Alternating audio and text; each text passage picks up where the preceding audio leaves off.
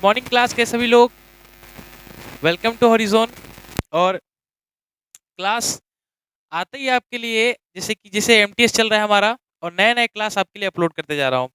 आप थंबनेल देखते ही पहचान गए कि आज हमारा क्या प्रैक्टिस है, ईडीएम और फ्रेजेस का, वो भी एमटीएस प्रीवियस ईयर क्वेश्चन, जिससे आपको बेनिफिशियल पहुंचे, बेनिफिट हो। क्योंकि ईडीएम फ्रेजेस नहीं, बहुत सारे वर्ड करना है, बहुत सारे सब्जेक्ट भी देखना है, और इस चैनल के माध्यम से अलग अलग सब्जेक्ट और अलग टॉपिक तो आपका कवर होते जा रहा है। ठीक है, तो टाइम को वेस्ट करते नहीं, आपका फटाफट 25 क्वेश्चन का ईडीएम फ्रेजेस हम लोग बनाते हैं। कॉपी पेन अपने हाथ में रखिए। So let's start. चलिए, क्वेश्चन नंबर 1 आपकी इमेजिनेशन भी लाया हूं, जिससे कि थोड़ा थोड़ा समझने में आसानी होगा। फर्स्ट है, to be born with a silver spoon in one's mouth. तो to be born with a silver spoon one's mouth means आदमी जब बड़ा होता है वो भी सो चम्मच, किस चीज का, चांदी का चम्मच लेके आदमी, मतलब छोटा बच्चा बड़ा हो रहा है। इसका मतलब क्या है? इसका मतलब सिंपली है कि वो बच्चा क्या होगा, बहुत ही वेल्थी फैमिली से बिलोंग करता हो। कैसा? वेल्थी फैमिली से, बहुत अमीर। जैसे कि बच्चा दिख रहा है आपको, देखिए कितना अमीर है, मतलब पैसा वाला दिखाना चाहता है इसके अंदर। तो ये कहावत का मतलब है, जब बच्चा सिल्वर स्पून से लेकर पैदा हो, और इसका मतलब है क्या, कि वो बहुत वेल्थी हो। तो in a to be in a to be born in a rich home, ये सब कट जाएगा, बच गया आपका रिच होम। तो to be born with silver spoon in one's mouth, इसका मतलब होता है कि वो क्लास बहुत ही ऊंचे वर्ग से बिलोंग करता है। ठीक है, चलिए next. From hand to mouth, from hand से लेके माउथ तक, इसका मतलब होता है कि आप बस खर्चा ही चला पा रहे हो, लेकिन दूसरा कुछ हो नहीं पा रहा है। देखिए इसका इसका मतलब देखिए, इसके खाने के लाले पड़े हैं, पैंट सूट बहुत बढ़िया पड़ा है, लेकिन खाने के लाले पड़े हैं इसके। इसका मतलब क्या है? इसके पास सेविंग नहीं है, सेविंग नहीं, बट खाने के खर्चे, बस खाना चला रहा है, वही चल रहा है। इसका मतलब होता है, पहला आपका option, heating summon by hand on the mouth, to survive without saving, और समथिंग रिपीट, ये रहा, टू सर्वाइव विदाउट सेविंग, बिना सेविंग के आप सर्वाइव करते हो, मीन्स मामूली खर्चा चल रहा है, और आगे पीछे का कोई लेना देना नहीं है। मीन्स आप बोल सकते हो सिंपल खर्चीला आदमी बहुत। नेक्स्ट है, टू बर्न वंस फिंगर, इसका मतलब होता है टू बर्न वंस, ये इमेज देखिए यहाँ पे, इसका मतलब दिख रहा है यहाँ पे, टू बर्न वंस फिंगर, ये इसका मतलब ये मत समझिए कि फिंगर को बर्न करना, ये कहावत अलग है और कहनाम इसका अलग है ना। तो इसका मतलब हुआ कि to get a burn injury on the hands, ये नहीं हो सकता, सिंपल कहावत है ये चीज तो।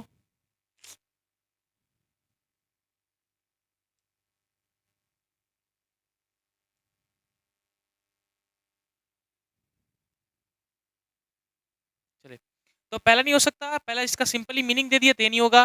To suffer from the meddling in the something, to get injured in accident heavy price, ये होगा बी ऑप्शन, ये सारे ऑप्शन कर जाएंगे। इसका मतलब है कि टू बर्न वंस फिंगर, इसका मतलब होता है कि आप कुछ अच्छी क्रिटिकल सिचुएशन में पड़े हो, और उस चीज क्रिटिकल सिचुएशन को आप क्या कर रहे हो, सफर कर रहे हो, मीन्स उस प्रभावित हो उस अंजाम को लेके, means to suffer from the meddling in something. देख रहे हैं? चलिए, question number 5। Question 5, to beat about the bush, bush दिख रहा है, बुश, बुश आप इसको बोलते हैं बुश, ये दिख रहा है बुश, बुश तो नहीं दिख रहा है यहाँ पे आपको, देखिए घास दिख रहा है, घास, वहां पे बीट करना। इसका मतलब होता है to beat about the bush, का मतलब होता है कि आप झाड़ पे मारते जा रहे हैं, मारते जा रहे हैं, मारते जा रहे हैं, लेकिन कुछ उसका प्रभाव नहीं पड़ा, ना कुछ निकल रहा है।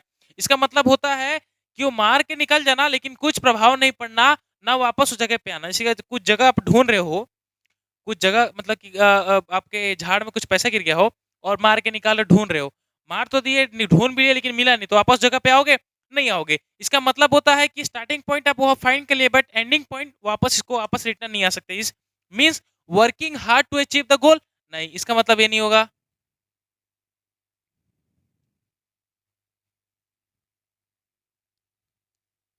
Working hard to achieve the goal, नहीं। Easily achieve success without much effort, नहीं, ये भी नहीं होगा।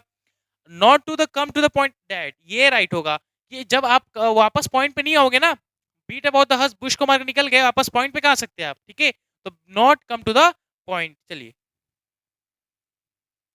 अ हार्ड नट टू क्रैक, इसका सवाल आप सब दे दिए होगे। A hard nut to crack, nut देखा है अखरोट, उसको तोड़ने में दिक्कत होता है। इस कहावत का मतलब है कि जब एक चीज तोड़ने में दिक्कत आ रहा है, तो उस चीज जिंदगी से रिलेट करते कठिनाई होनी चाहिए ना। Means costly thing need carefully handling, नहीं, इसका मतलब ये नहीं होगा। अ डिफिकल्ट प्रॉब्लम सोल्व एफर्टलेसली, नहीं नहीं, डिफिकल्ट प्रॉब्लम है बट आसानी से हो सकता है, difficult thing require extra effort और a difficult problem to solve. तो हार्ड नट टू क्रैक होता है कि difficult thing require extra effort, a difficult problem to solve means बड़े अच्छे बड़े बड़े जड़ को आप तोड़ रहे हो, मीन्स बहुत डिफिकल्ट प्रॉब्लम को आप जोड़ रहे हो। इसमें एफर्ट लेस था क्योंकि एफर्ट लगाना पड़ेगा, और difficult thing require extra effort, तो इसमें भी हो सकता है दोनों में, लेकिन बट ऑप्शन नंबर डी पे आप जाएंगे, डिफिकल्ट प्रॉब्लम टू सॉल्व। ठीक है, चलिए next question. The curious the curious neighbour, इस कप को देखिए यहाँ पे, ये कप दिख रहा है आपको? The curious never way disappointed the young couple quarrel at just, ये देखिए यहाँ पे हाईलाइटेड किया गया वर्ड है स्ट्रॉम इन अ कप, इतने इतने पार्ट को देखना है। अ storm in a cup, cup में स्ट्रॉम मींस कप में ही पूरे बादल घनघोर छाए हैं, बादल बारिश आने के एकदम लग रहा है कि बिजली कड़क रहा है, उस सिचुएशन को क्या बोलते हैं? तो उस सिचुएशन को बोलते हैं वायलेंट क्वेरल। वायलेंट मींस क्या होता है? हिंसा, एकदम हिंसक। उस टाइम पे सिचुएशन हिंसक जैसा बनेगा। मींस कप में जब स्टॉर्म आता है तो कैसा है, याद करने का तरीका क्या है? एक कप में स्टॉर्म आ रहा है, मींस पूरा बवंडर हो रहा है, तो कैसा होगा? एकदम हिंसक होगा, मतलब बवंडर आ रहा है, इसका मतलब मारधार होगा। इसका मतलब वही है वायलेंट क्वारल। फर्स्ट ये कट गया, वायलेंट क्वारल द कप्स हो गया, कप्स में डायरेक्ट बात है तो काट देंगे, बिटर सिचुएशन नहीं हो सकता। ठीक है, चलिए नेक्स्ट, नेक्स्ट है आपका इधर,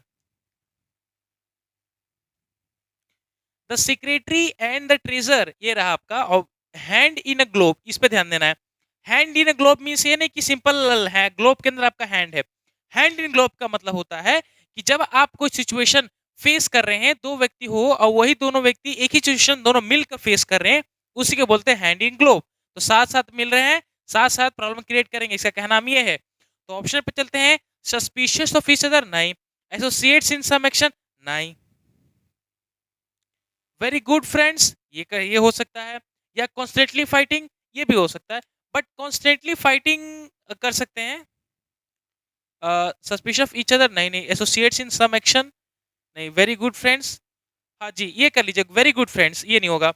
वेरी गुड फ्रेंड्स तभी आप ना एक दूसरे का साथ पा रहे हैं, इसका मतलब होता है वेरी गुड फ्रेंड्स। और एक सिचुएशन को हैंडल करना मीन्स उसको करना, ठीक है, ठीक करना। चलिए next word, His speech went down well with the majority of the audience। यहाँ पे देखिए option well down well with पे जाना है, इतने ऑप्शन इतने कोई देखना है हमें। वेल डाउन वेल विथ का मतलब होता है जब आप लोगों को अप्रिशिएट करते हैं, लोगों को बस प्रसन्नता दिखाते हैं, जब कोई व्यक्ति परफॉर्मेंस करता है तब कैसे हमें हंसी बजे कि वेल डन वंस अपॉन, वैसे बोलते हैं वंस अगेन। तो uploaded appreciated, but uploaded means होता है तारीफ करना, इसका मतलब होता है अप्रिशिएटेड। क्या होता है? अप्रिशिएटेड। ठीक है, चलिए ब्रीथ डाउन समवन्स नेक, ब्रीथ डाउन समवन्स मतलब कि समवन्स नेक, गले के नीचे से आप सांस ले रहे हैं। इसका मतलब क्या? आप उसके जस्ट एकदम फॉलो कर रहे हैं, उसके पीछे पीछे रह रहे हैं, तो इसका मतलब यही होता है ब्रीथ डाउन समवन्स नेक। इसका मतलब क्या है? आप दूसरे के गले के नीचे एकदम सांस की तरह बने हुए और सांस के पीछे पीछे पड़े हैं, मीन्स लोगों उस आदमी का पीछा करना, पीछे करना, ऐसा इसका हिंदी होता है। चलो इसमें ऑप्शन चलते हैं। फर्स्ट आपका फॉलो समवन वेरी क्लोजली, ये हो सकता है। Make one feel very emotionally, नहीं ये नहीं होगा। बी रियून डिस्ट्रॉयड, नहीं ये भी नहीं होगा। अब ब्रीथ, ये तो हो नहीं सकता। Option number one, follow someone very closely, जब किसी को फॉलो करें एकदम क्लोजली में, मतलब क्या बात कर रहा है, क्या खा रहा है, क्या पी रहा है, सब जानना है, तो इसका कहावत होता है breathe down someone's neck.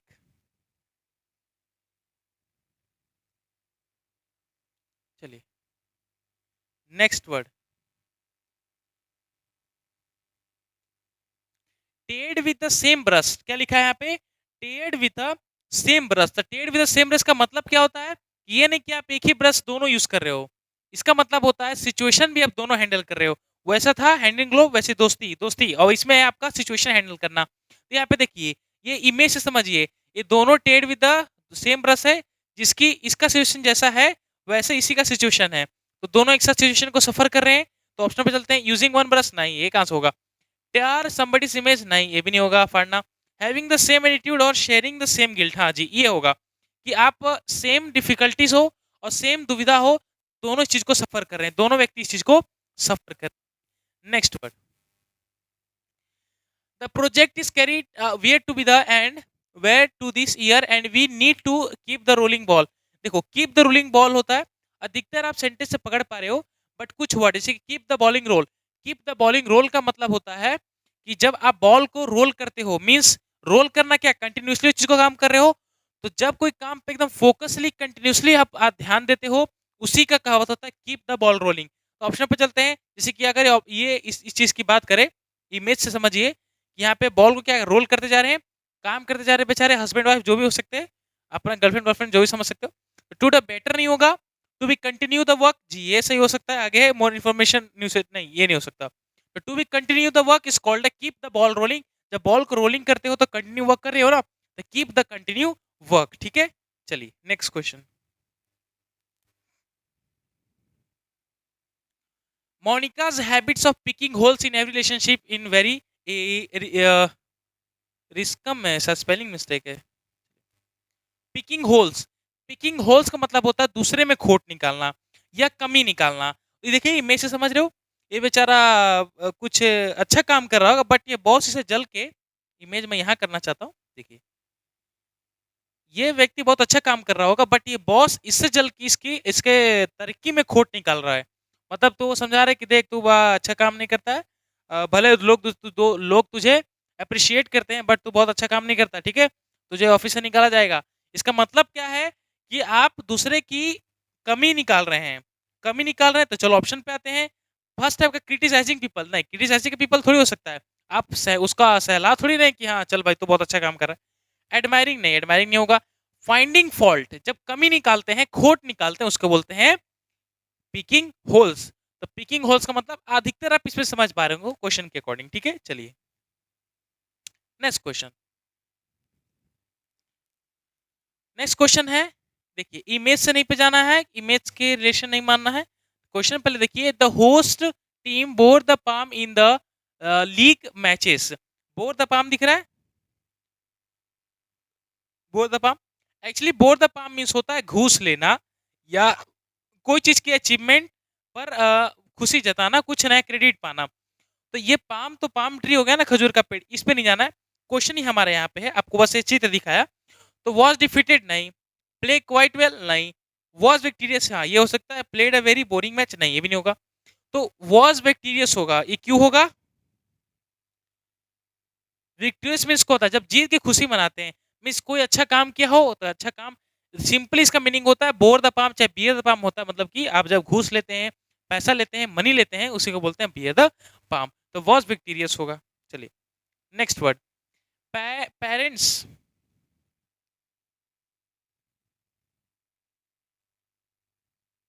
Parents pay through the nose for their children's education. आप ये बताइए कि दुनिया में इधर इतने सारे पेरेंट्स है, इतने सारे पेरेंट्स होने के बावजूद भी आदमी पढ़ाने के लायक होता है, बट टुडेज जनरेशन, आज की जनरेशन में व्यक्ति पढ़ाने लायक अब बच नहीं पा रहा है। मीन्स जिस फैमिली का इनकम बिलो एवरेज है, वो व्यक्ति अपने बच्चे को पढ़ाने के बारे में 10 बार सोचता है, क्योंकि एजुकेशन का प्राइस इतना लेवल हाई हो गया कि आप एक बुक लड़का अगर अफोर्ड करता है तो वो सरकारी बुक से ज़्यादा उसका दाम हो जाता है। मीन्स अगर स्कूल में पढ़ता है तो उसका खर्चा मंथली इनकम पड़ जाता है इतना ज़्यादा कि आदमी का सेविंग से उसमें चला जाता है। मीन्स अगर बात करें प्रॉपर तरीके पॉइंट पे आ जाए, तो आज के जनरेशन में पढ़ाना बहुत मुश्किल हो गया। मीन्स आपके पास अच्छा बजट और फाइनेंशियल सिस्टम है, फाइनेंशियल क्राइसिस नहीं है, सिस्टम अच्छा है, तो आप अपने फैमिली को पढ़ा सकते हैं। तो इसका मतलब क्या होता है, देखिए इमेज से आप समझ रहे हो, ये जो व्यक्ति है ये पूरे नोज से अपने पूरे एम्प्लॉयज को चला रहा है। इसका मतलब क्या है, मेहनत करके चला रहा है, वो काम करके चला रहा है। Means parents pay through the nose for the children's education. इसका मतलब होता है जब आप मेहनत करके बहुत ऊंची कीमत देते हैं, मीन्स अपना पूरा शरीर पूरा जीवन लगा देते हैं उस चीज को करने के लिए, उसी के लिए होता है पे थ्रू द नोज। अब ऑप्शन पे चलते हैं। पहला आपका है ग्रूडिंगली, ग्रूडिंगली नहीं होता, ग्रूडिंगली नहीं होता। फिर है आपका एन एक्सट्रीमली हाई प्राइस, चलिए हो सकता है। विलिंगली नहीं, बाय टेकिंग लोन्स नहीं। तो होता है एन एक्सट्रीमली हाई पे, high price, extremely high price, जब ऊंची कीमत आप देते हो या बहुत सारा पैसा देते हो, इसलिए बोलते हैं कि पे थ्रू द नोज, आप नाक के द्वारा दे रहे हैं। इसका मतलब है कि अपना पूरा एफर्टलेस जीवन का पूरा पैसा आप दान दे रहे हैं या दे रहे हैं किसी को, ठीक है। तब पे थ्रू द नोज होता है, मीन्स बहुत ही ऊंची कीमत देना। His friends advise him to be the fair and square in his dealing. देखो अब मीनिंग से आप समझ पा रहे हो, फेयर एंड स्क्वायर दिख रहा है, मीन्स फेयर एंड साझा, साझेदारी, बहुत अच्छी साझेदारी, मतलब ना उसमें इसमें ईमानदारी बेईमानी करना, ना ही चीटिंग करना, मीन्स एकदम ईमानदारी पूर्वक जब कोई डीलिंग होता है उसको बोलते हैं फेयर एंड स्क्वायर। अब इसमें आते हैं, तो देखिए इसमें ऐसे 2-3 वर्ड जो ईमानदारी नहीं लिखा था, बट इसका ऑप्शन होगा केयरफुल। केयरफुल मीन्स होता है सावधानी से, मीन्स आप सावधानी अच्छी बरतोगे तभी ना ईमानदारी निकलेगी, तो वही होता है केयरफुल। अब ये ऑप्शन या इमेज को देखिए, ये 2 पर्सन यहाँ पे हैं, दोनों पर्सन यहाँ पे काम कर रहे हैं। अब दोनों पर्सन काम तो कर रहे हैं, लेकिन दोनों में जो साझेदारी है वो एकदम ऑनेस्टी जैसा है, फील हो रहा है। दिख रहा है इमेज से, ये दोनों फेयर एंड स्क्वायर वाला डीलिंग कर रहे हैं कि चल भाई ना तेरा ना मेरा, दोनों का बराबर, ठीक है। चलिए next, to dacoit murder the man in cold blood. दिख रहा है cold blood, in cold blood, इस पे थोड़ा देखिए, कोल्ड ब्लड में थोड़ा डिस्कस कर लेते हैं। कोल्ड ब्लड, पहले जो कोल्ड ब्लड का रियली मीनिंग होता है क्रूरता, क्या होता है, रुद्रशली क्रूरता होता है। जब व्यक्ति जब व्यक्ति क्या अपने मतलब आपा खो देता है और अपना पूरा मतलब कि अ, अपना पूरा बल दूसरे के ऊपर दिखाना चालू कर देता है, इतना क्रूरता होता है। जैसे कि अगर अर्लियर स्टेज की बात करें तो अर्लियर पूरे इंडियंस दिख रहे थे आपको, सारे इंडियंस है हमारे इंडियंस। पहले जब फौजी भी तो हमारे इंडियंस थे, बट उसका इसके लिए अंग्रेज के लिए काम करते थे ना, तो उस टाइम पे ये दिख रहा है कोल्ड ब्लड कितना करते थे कि आप हैंड्सअप करके चलो, शायद धरना दे रहे होंगे इन लोग, नहीं तो चाहे कुछ ना कुछ बात हुआ होगा। तो अर्ली बात करें तो मतलब कि अपना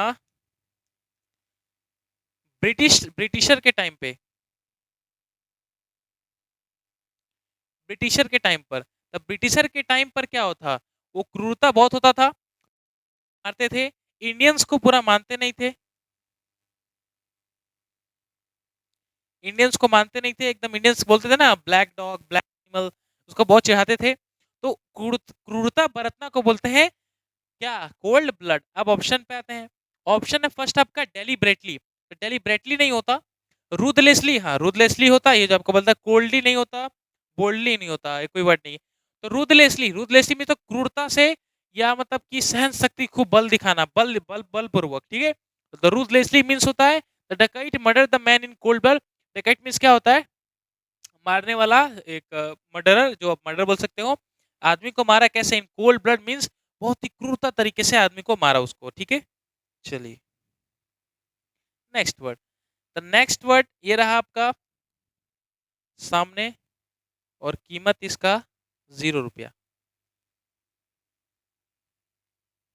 चलिए, he never liked the idea of keeping his wife under his thumb and so let her not what she liked। अब देखिए ये ऑप्शन यहाँ पे हाईलाइट है, under his thumb. Under his thumb समझ रहे हो, अंगूठे के नीचे। अब अंगूठे के नीचे कहावत का मतलब क्या है, क्या वो अंगूठे के नीचे किसी व्यक्ति को दबाया हो तो क्या अच्छा महसूस करेगा, अच्छा महसूस करेगा, आप तो बोलेगा अरे जो करी तो कर ना तो दबा दो। इसका मतलब क्या है कि आप उसको प्रेशर दे रहे हैं, आप उसको अंडर, आपने उस वो व्यक्ति आपके अंडर काम कर रहा है, मीन्स आपको उतना प्रेशर दे रहे हो और पूरा बलपूर्वक काम करा रहे हो। इसका मतलब ये होता है, ये इसका मतलब देख रहे हैं इमेज, इमेज। अब ये जो अंगूठा बोलेगा यही चीज करेगा ना, ये थंब, तो इसका मतलब होता है अंडर ट्रिनिकल कंडीशन, नहीं ये नहीं होगा। बिलो द थंब, ये तो ऑलरेडी दिया तो नहीं होगा।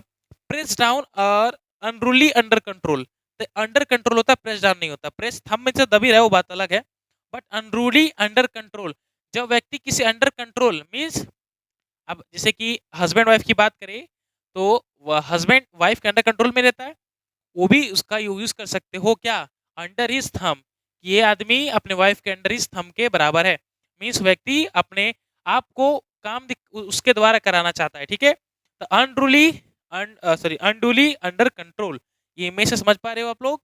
चलिए नेक्स्ट वर्ड, नेक्स्ट वर्ड है आपका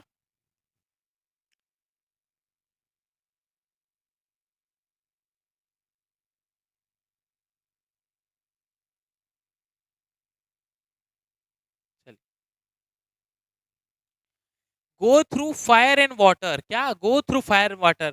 अब आदमी इसे फायर और वाटर दोनों में जा रहा है, मैं समझ रहे हो, पानी और आग में तो दोनों में जा रहा है, मतलब कहाँ जा रहा है समझ में आ रहा है। वो व्यक्ति के क्यों जाएगा वाटर और फायर दोनों में, कोई रिक्स के कारण, रिक्स ले तभी जा रहा है ना जी। तो ये दिख रहा है इमेज, आलिया भट्ट के लिए ये जा रहे हैं बेचारे पानी में और ये निकल रहे हैं आग से, देख रहे हैं आप, ये निकल रहे हैं फायर से, ये निकल रहे हैं वाटर से, किसके लिए, इनके लिए। ये आलिया भट्ट सुंदरता में तो बात ही अलग है। तो इनके लिए व्यक्ति ये जा रहे हैं। इसका मतलब क्या हुआ कि जब आप कोई व्यक्ति रिस्क लेके जब काम करता है, उसी को बोलते हैं go through the under and water and fire. Option पे आते हैं। पहला टॉकिंग नॉनसेंस। टॉकिंग नॉनसेंस क्या होता है इसमें? आप नॉनसेंस थोड़ी बतिया रहे हैं। अंडरगो एनी रिस्क, ये ऑप्शन हो सकता है, आगे पढ़ लेते हैं। अंडरस्टैंडिंग द हिडन मीनिंग, नहीं ये नहीं होगा, और इल्ड नहीं होगा। Correct option 4 under any risk. Undergo any risk, जब आप रिस्क उठा के जब कहीं जाते हैं उसी को बोलते हैं, क्या बोलते हैं उसको? Go through the fire and water. ठीक है, नेक्स्ट वर्ड। नेक्स्ट वर्ड बहुत ही क्यूटी है और बहुत लोग जानते हो तो अच्छी बात है। आपने ये कहावत सुना होगा ना कि हाथी के दांत खाने के और दिखाने के कुछ और, तो वही वही बस सेम वही चीज है। White elephant. व्हाइट एलिफेंट, अब मान के चलो एक आदमी हाथी खरीद के लेके आया, ठीक है।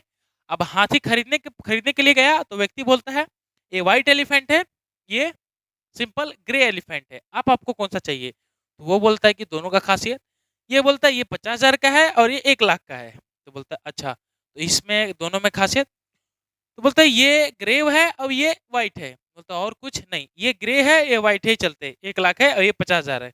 इसका मतलब क्या है? आप इससे भी वो व्यक्ति पैसा कमा सकता है, इससे भी पैसा कमा सकता है। अगर वो ले जा रहा है तो दिखाने के लिए कुछ और है, बट काम करने के लिए कुछ और नहीं है। उसी को बोला जाता है कि दिखता बहुत है लेकिन यूजलेस काम हो। वही बोलते हैं ना, हाथी के जादू दिखाने के बहुत होते हैं बट खाने के नहीं। मिस एनॉयड, नहीं एनॉयड नहीं होगा। A costly but useless profession, yes यही पे मिल गया ऑप्शन, ये काट ही दीजिए, इसको पढ़ने की जरूरत ही नहीं है। अ कॉस्टली, क्या एक तो कीमती बहुत हो, बट यूजलेस प्रोफेशन, बट ना उसका कोई काम ही नहीं हो। काम हो मतलब कि बहुत ही लॉस, जैसे कि हाथी का एग्जांपल दिया आपको, वैसे अपने जिंदगी में एग्जांपल ले लीजिए।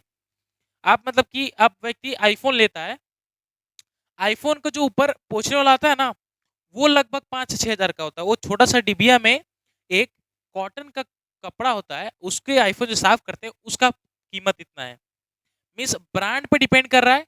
आदमी व्यक्ति ये लेगा और नॉर्मल कॉटन कपड़ा से भी साफ करेगा तो दोनों का साफ तो एक ही काम है। बट ये क्या है, दिखाने के और काम करने के कुछ और, बट ये काम करने लायक भी है और दिखाने लायक भी है। ठीक है, तो व्हाइट एलिफेंट होता है, क्या होता है? Costly but useless possession. ठीक है, चलिए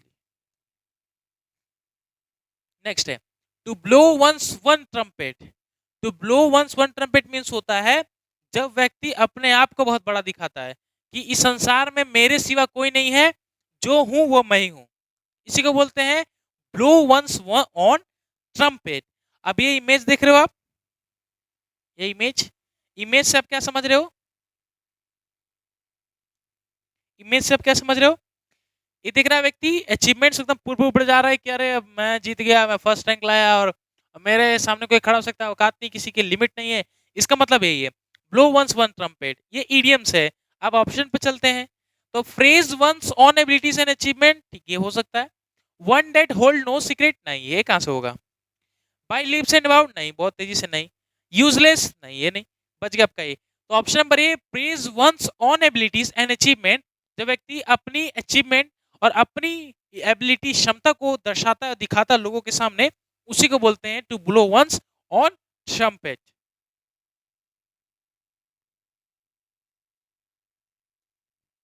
चलिए नेक्स्ट सवाल है आपका, बाय लिप्स एंड बाउंड्स क्या है?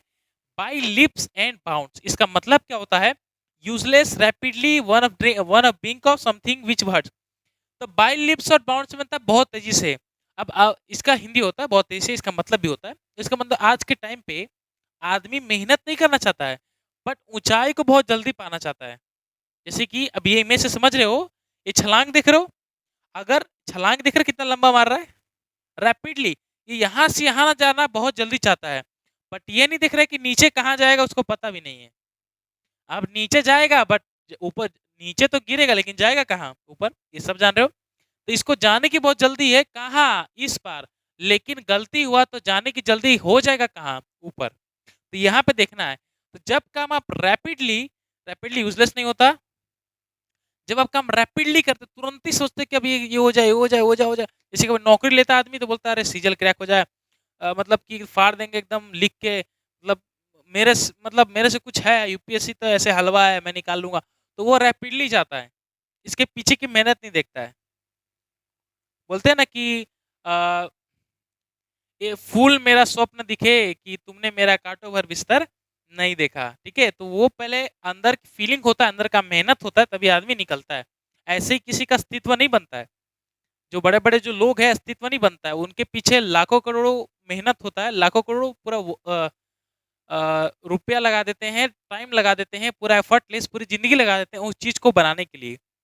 तो आदमी ऐसे उभरता नहीं है, इसलिए रैपिडली काम नहीं करना चाहिए, स्लोली करिए बट कंस्टेंटली करिए, ठीक है? जैसे आज नहीं होगा, कल नहीं होगा, परसों नहीं होगा, एक दिन तो होगा, एक दिन तो होगा ना जी। जैसे बोलते हैं ना कि अपना टाइम आएगा, आएगा ज़रूर, but it takes time, but time is देखो, टाइम लेगा, पर ये नहीं है कि सक्सेस देगा भी नहीं।